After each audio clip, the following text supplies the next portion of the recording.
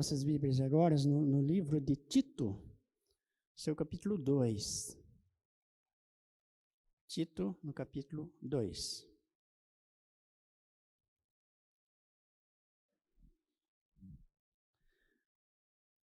Os deveres das várias classes de pessoas crentes.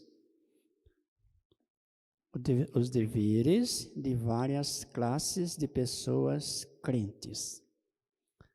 Paulo escrevendo a Tito, sua epístola, ele começa no verso 2, no capítulo 2, verso 1, dizendo: Tu, porém, fala o que convém à sã doutrina.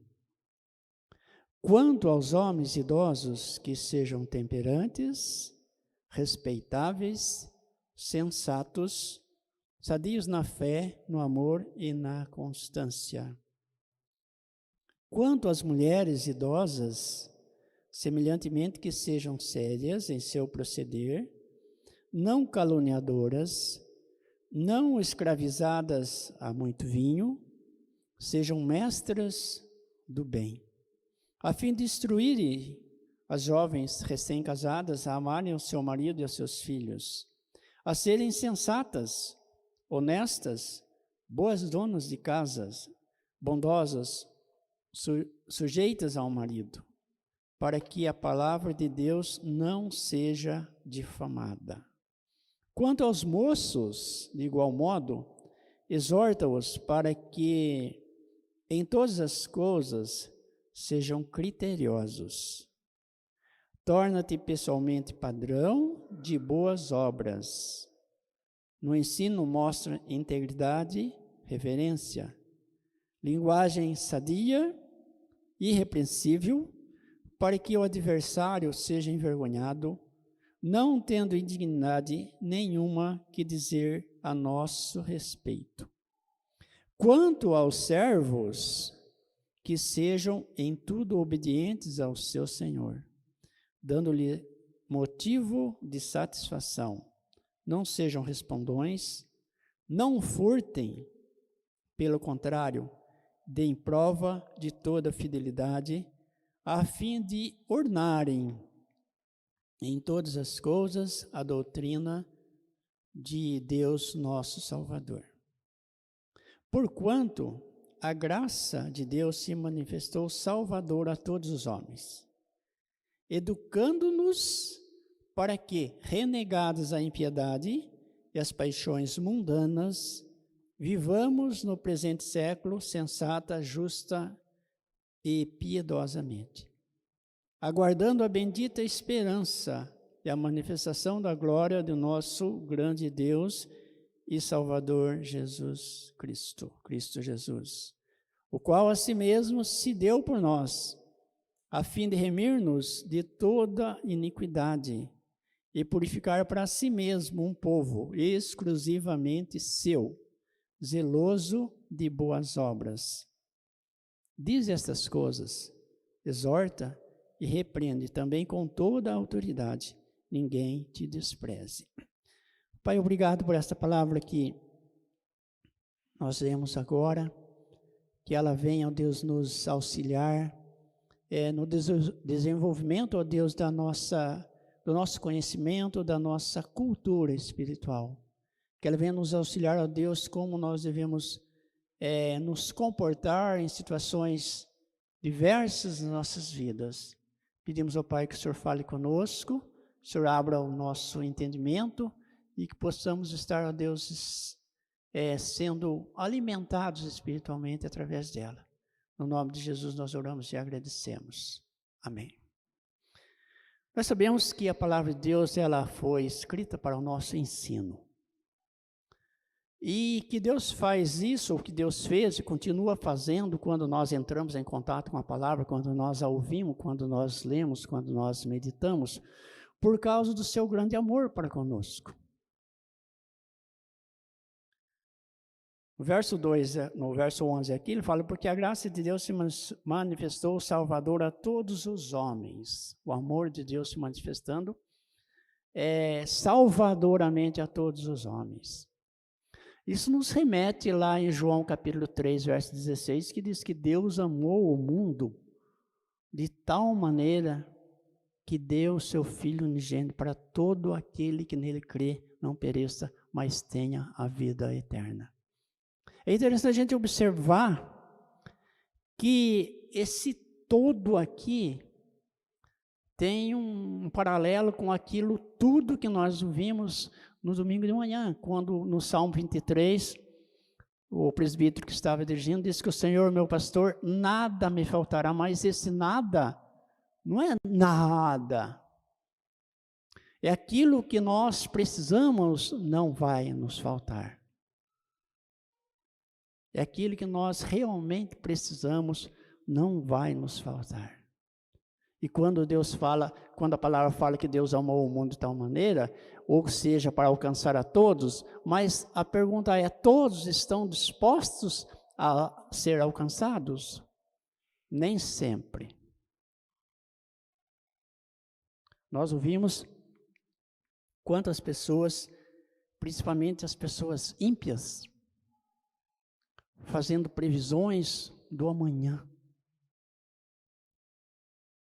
Será que o amor de Deus nos constrange a isso, nos autoriza a isso? A pergunta que eu faço para mim. E a resposta que eu dou para mim mesmo é que não. A palavra de Deus nos ensina a vivermos cada dia. Por isso que lá em Mateus 6,33 fala, buscai em primeiro lugar o seu reino e a sua justiça, e as outras coisas serão acrescentadas. Ele está falando de um contexto de que as pessoas viviam ansiosas com o dia de amanhã. Se nem aos cristãos Deus dá, através da sua palavra, baseado na sua palavra, autorização para fazer previsão do amanhã, quanto mais ao mundo ímpio que nós vemos hoje. E o texto vem falando aqui, ainda no verso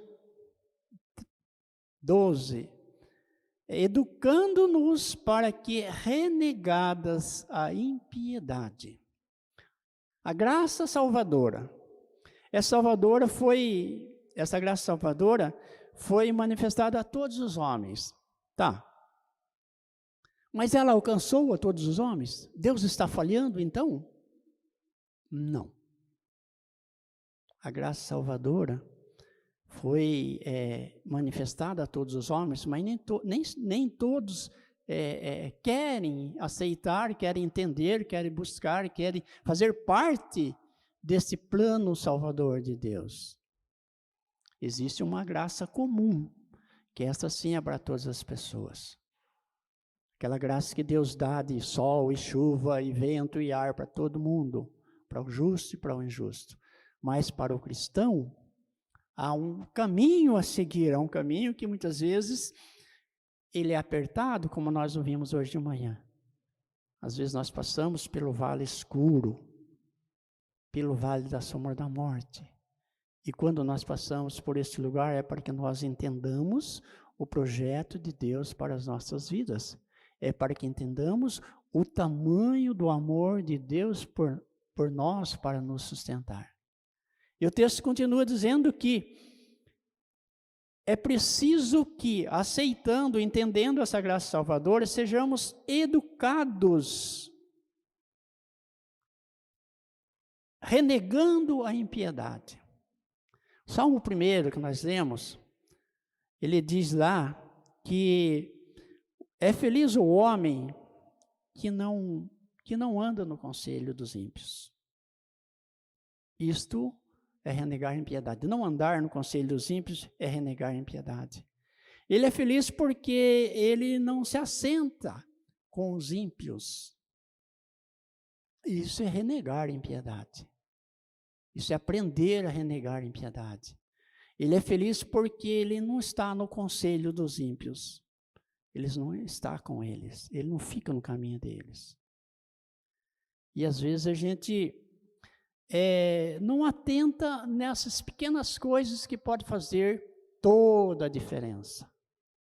Alguém disse que às vezes a gente fica preocupando, acho que o Joaquim que disse de manhã, com coisas grandiosas. Esquecemos das coisas pequenas. As coisas pequenas, às vezes, as coisas grandes, elas começam pequenas. Nunca começou grande. Nenhum mal começa grandão na nossa vida. Às vezes nós deparamos com problemas nas nossas vidas e nós deixamos ele muito maior do que ele é. Coitadinho, é pequenininho, nem dá conta de si próprio, nós nos acovardamos diante dele. Por quê? Por quê? Nós não cremos num Deus que cuida de nós, que nos sustenta. É porque nós não temos aprendido a viver a palavra de Deus. E como aprender? Há um caminho a seguir. É preciso disposição da nossa parte. É preciso estar pronto para ouvir. É preciso meditar na palavra, como diz o Salmo 1. O homem não anda no conselho dos ímpios, não se assenta na roda dos escarnecedores, não tem mexida com os pecadores. Antes o quê? O seu prazer está na lei do Senhor, na sua lei medita de dia e de noite. Isso quer dizer continuamente. Quer dizer que para que eu seja bem-sucedido espiritualmente, eu tenho que ficar 24 horas cuidando de meditação da palavra, de estudo da palavra, em comunhão com Deus, deixando de fazer outras coisas. Não, não é isso. Mas é preciso que eu queira, que eu entregue a minha vida a Deus cada manhã, cada noite, para que Deus guie, para que Deus cuide, para que Deus me ensine. Jesus fala lá em Mateus, no capítulo 11, verso 28, se não me engano, vinde a mim todos que estáis com problemas. Vinde a mim todos aqueles que estão mais ou menos, e aprendei de mim, porque eu sou manso e humilde de coração. E o resultado? E achareis descanso para a vossa alma. Muitas vezes nós somos privados de bênçãos de Deus, mas não é por Deus, por nós mesmos. Nós não buscamos, nós não confiamos. Nós vimos sempre as pessoas dizer assim, nós pedimos alguma coisa a Deus, aquilo que nós precisamos, e nós damos uma forcinha. Queremos falar para Deus como que deve ser feito. Aí a gente volta na ideia do amanhã. Essa semana eu conversava com alguém a respeito do povo de Deus. O pastor vem fazendo uma série de estudos. Levantava-se um juiz no meio do povo, liderava o povo por tantos anos, 30, 40 anos. Aí o povo desviava, aquele juiz saía, falecia, alguma coisa acontecia, o povo desviava e ficava um tempão apanhando, voltava as costas para Deus. Como que Deus vai abençoar dessa forma? Se nós voltamos as costas a Deus. Então nós precisamos aprender que é preciso renegar as paixões mundanas, aquilo que é o nosso prazer. Paulo fala que ele foi crucificado com Cristo. Eu fui crucificado com Cristo. E ele continua dizendo, agora já não sou eu que vivo, ou seja, a minha vontade não prevalece mais.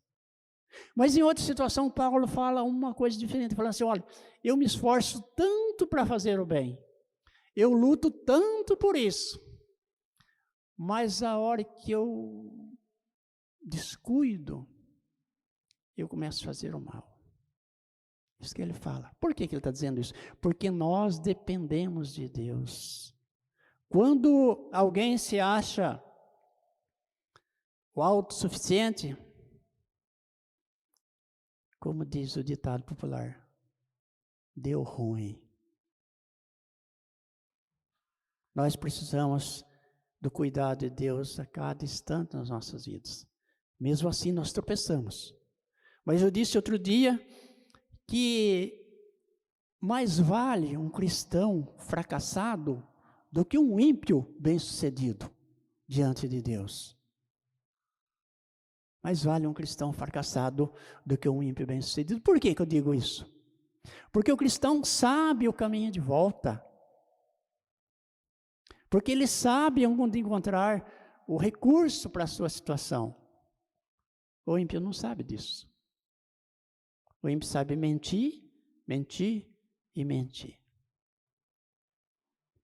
Quando a gente olha para a palavra de Deus, eu estava essa semana meditando, eu lembrei de duas passagens bem distintas. A passagem da ovelha perdida e do filho pródigo. Veja que interessante. A ovelha perdida precisou que o pastor fosse buscá-la, não foi? Ela precisou disso. Por quê? Porque a figura ali era a figura de um ser irracional. E antes de termos conhecimento de Deus, antes de sermos alcançados pela graça de Deus, nós agimos dessa forma. Por quê? Porque nós não temos conhecimento. É o caso da ovelha. Ela se desgarrou e ela não tinha mais condição de voltar. Agora veja o filho pródigo, que interessante. O pai foi buscar? Não foi. O pai não foi buscar. Por quê? Porque ele sabia que o filho voltaria.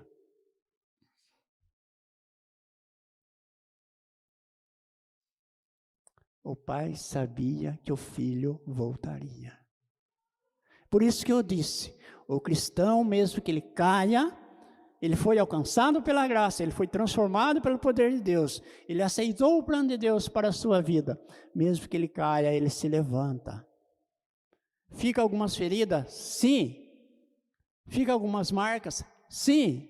Mas ele se levanta e volta.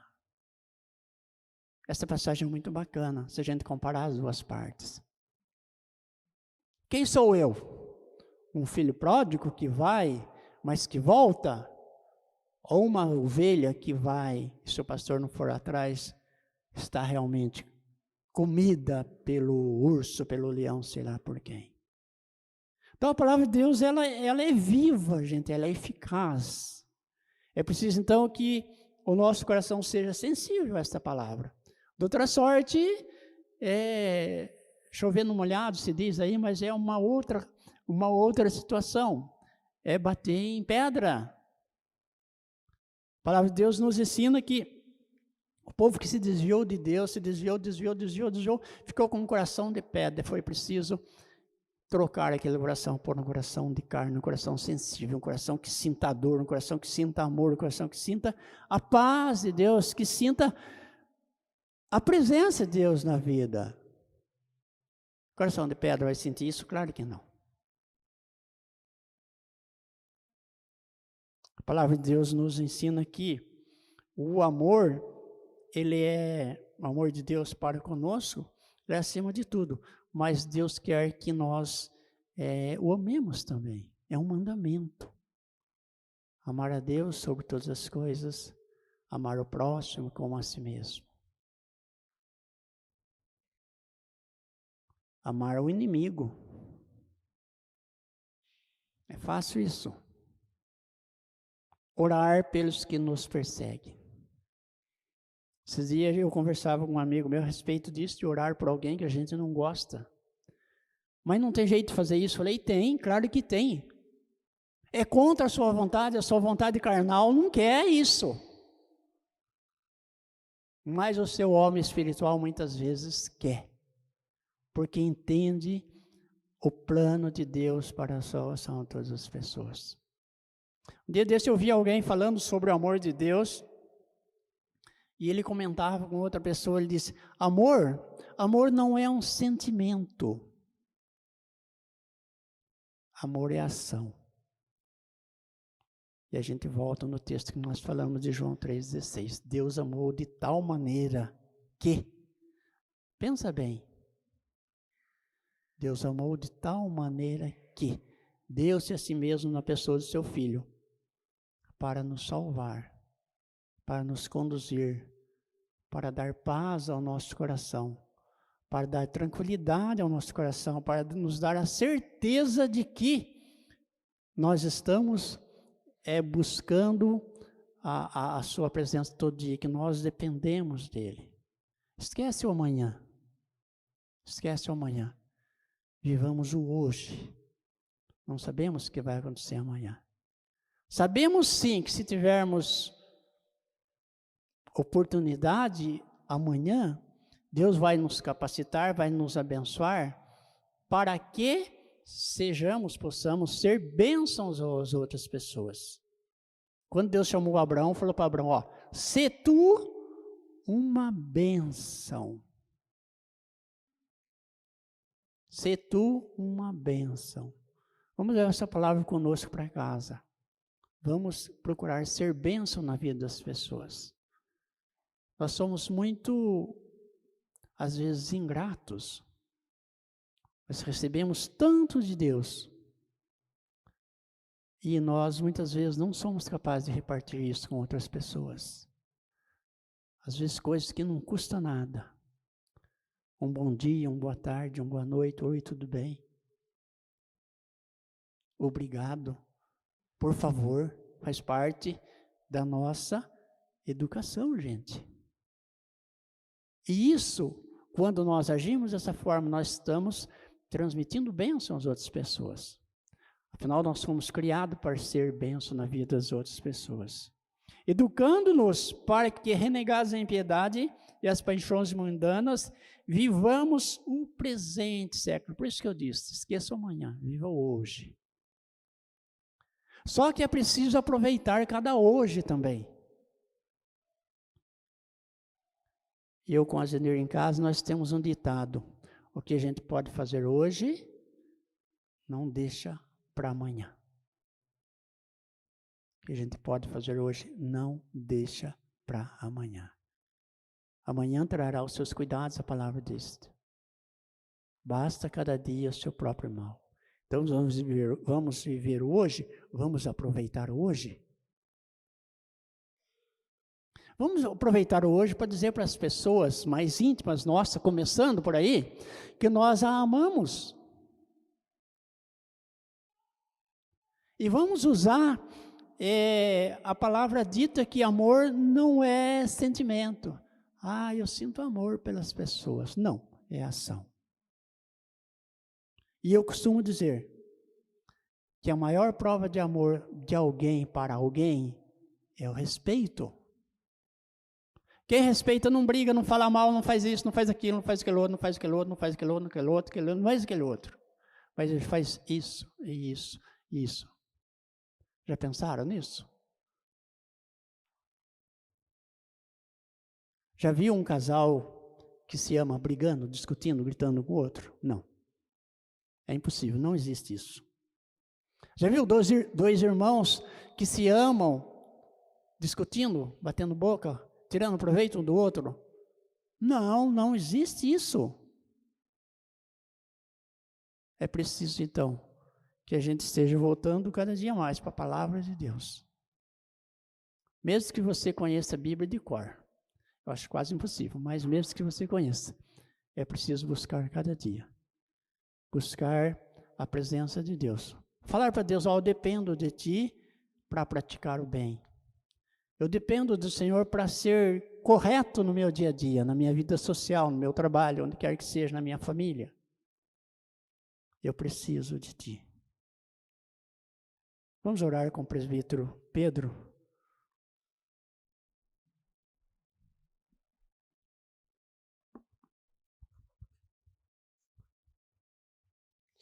Santo Deus, nosso amado Pai, nós te louvamos por mais esse momento estar na tua presença, te louvamos, ó Deus, pela tua palavra que ouvimos.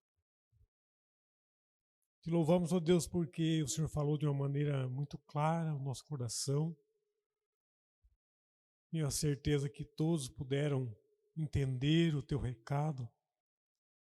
Pedimos, Senhor, que o Senhor continue a trabalhar em nossas vidas. Nos ajude, Senhor, nas nossas fraquezas, nas nossas fragilidades, ó Deus, muitas vezes diante de Ti. Nos ajude, Senhor, a ter mais disposição, a ter mais amor, demonstrar esse amor, assim como ouvimos, ó Pai. Que nós possamos, ó Deus, transmitir esse amor aos nossos irmãos, aquelas pessoas que convivem conosco, Pedimos, ó Deus, que nos ajude, Senhor, a cada dia. Dá-nos, ó Deus, cada dia mais e mais clareza na nossa mente, mais ânimo, mais vontade de ler a Tua palavra, de falar com o Senhor, de ouvir a Tua voz, ó Pai.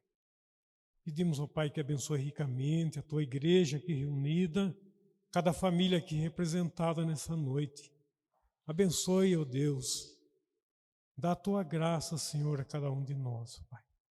Abençoe também aqueles que estão nos seus lares, que estão participando desse culto, Deus, se cultuando, mesmo não estando junto com os irmãos aqui, ó Pai. Que o Senhor desperte no coração de cada um, sempre esse desejo. E aqueles que puderem estar aqui, ó Deus, mova o coração dos irmãos para poder estar também juntamente conosco aqui, sentindo a Tua presença, ó Deus, desfrutando desse banquete espiritual, ó Pai. Pedimos, ó Deus, a Tua graça sobre cada família aqui. Que o Senhor nos envolva, que o Senhor nos use e nos abençoe, em nome de Jesus. Amém.